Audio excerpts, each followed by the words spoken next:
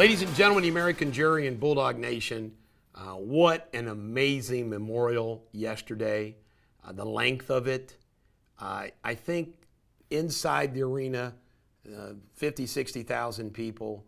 Outside the arena, the next place, I think I heard one estimate of 90,000. It is one of the largest crowds ever to attend a memorial or funeral service for a non-politician. It's an extraordinary event in our history. It was kicked off by his pastor, who did a wonderful job.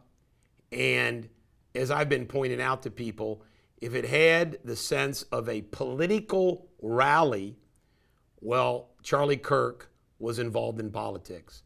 Turning Point is politics. It is his essence and his life. So therefore, it's extremely appropriate to do what they did. There's no question Charlie Kirk, other than not wanting all the attention on him, would have approved of. And then we have Eric Kirk, who did an extraordinary thing live on television. She forgave the shooter.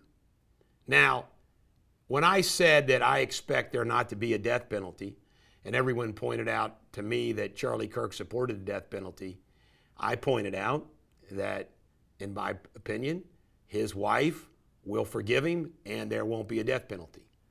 Now, that's not going to happen further down the road, but this man is going to live the rest of his life with what he did. That's what's going to happen. But Erica Kirk, man, she did a hell of a job, and she is the new leader of Turning Point. My husband, Charlie, he wanted to save young men just like the one who took his life.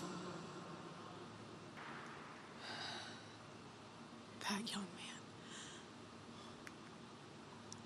young man. On the cross, our Savior said,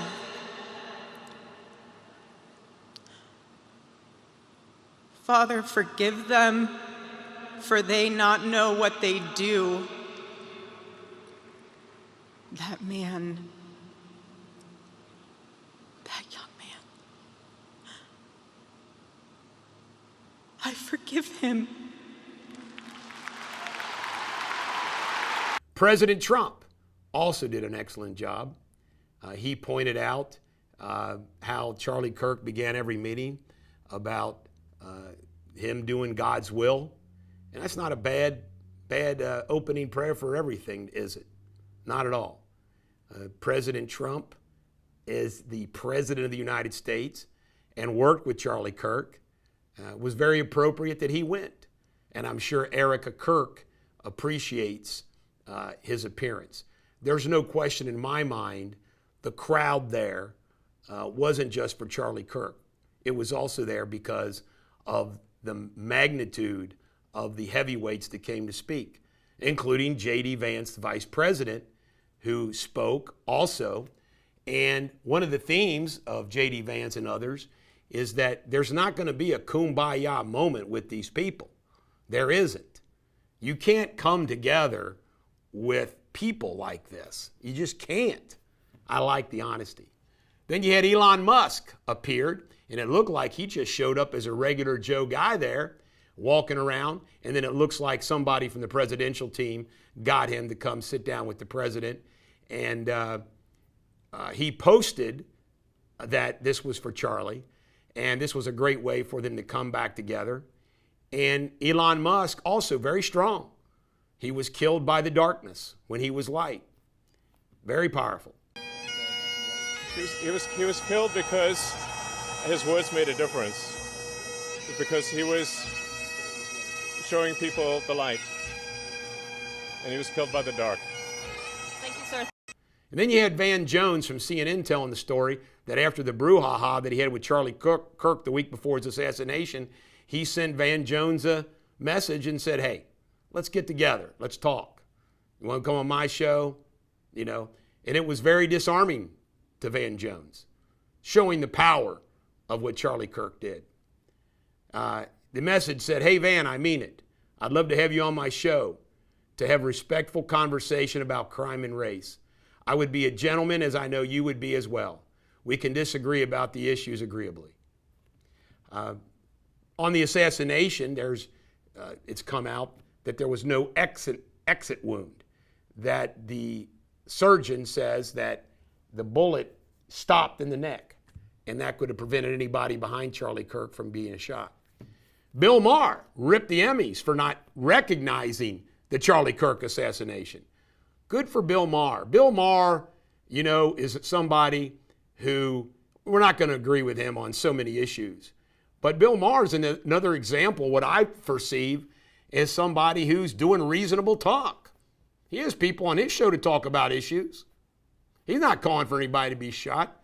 Good for Bill Maher. And then you have Usha Vance's story. Usha Vance came to comfort Erica Kirk, and Erica Kirk was very grateful for that. And I'm just telling you right now, what I saw yesterday is a cementing of the MAGA movement led by Donald Trump and J.D. Vance and Turning Point. And that bodes awful well for the future of the Trump Republican Party. Also, Joshua Rungles was arrested outside, had police credentials, false police credentials. He was there with a firearm, knife to do some harm, but they arrested him. There was a bomb threat at Bobby Kennedy's home. Nobody injured. Then it comes out that the individual who tried to assassinate and planned to kill Brett Kavanaugh from the Supreme Court was a transgender woman. It's pretty wild, isn't it? The H-1B visas. Donald Trump signed something requiring $100,000 to help restrict American companies hiring illegal aliens in this country. And then lost in all the Charlie Kirk memorial stuff was Jeff Zients, the former chief of staff of Joe Biden, who apparently told the truth, that he thought Joe Biden needed a cognitive test, that after the debate he thought he needed a cognitive test, that Joe Biden went downhill, contradicting lots of folks who testified before Jamie Comer's committee. And then you have the National Guard going to Memphis. This apparently was okay by the Memphis City Fathers. And as I pointed out over the weekend, no one has been harmed in Washington, D.C., one person or one piece of property, by the National Guard. In world news, another narco boat, the fourth, was blown up by Trump, called Lethal Kinetic Strike, in international waters. And of course, this is something that Rand Paul is really upset with. In pop culture, Brett James, a Grammy award-writing country music writer, lots of hits, passed away in a plane with his wife and his stepdaughter. Very sad. And then Charlie Sheen appeared on Gutfeld and offered his services to replace Jimmy Kimmel. You talk about a home run. Charlie Sheen hosting that's a grand slam. Then the Apple 17 phone comes out. I only get a new phone after 2 or 3 years, which means I'm like 3 or 4 behind. But the Apple 17 is now for sale. And then I want to point out, if you're not seeing these guys' videos, he's really funny. He's called the PE guy, private equity guy. And he modifies his face animatedly, and he talks about rich things, what a private equity guy would talk about. And it's really funny. You ought to check him out. Sports Without Boundaries, you've seen all the NCAA football scores you want to see. This weekend was a boring NCAA football week. And the same thing with the NFL football. It was a wild NFL weekend. And Shakespeare insult of the day, do not be a beef-witted, fat-kidneyed gudgeon. This is the Bulldog. Every dog has their day. Have a wonderful day.